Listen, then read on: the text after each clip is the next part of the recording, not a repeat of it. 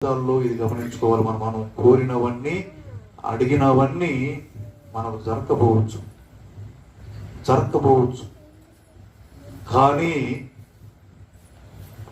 నమ్ముట నీ వలనైతే నమ్మువానికి సమస్తము సాధ్యమే అంటారు. కానీ నువ్వు గనక విశ్వసించగలిగితే, నేను గనక విశ్వసించగలిగితే నా దేవుడు నన్ను వదలడు, నా దేవుడు నాకు దారి చూపిస్తాడు అన్నటువంటి నమ్మకం మనలో ఉంటే మనకది ఆశీర్వాదం అవుతుంది.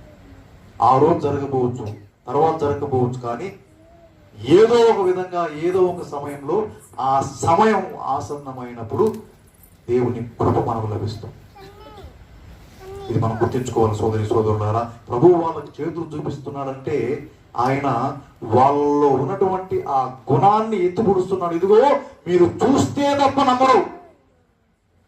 మనకు ఏదైనా కళ్ళ ముందు చూస్తే తప్ప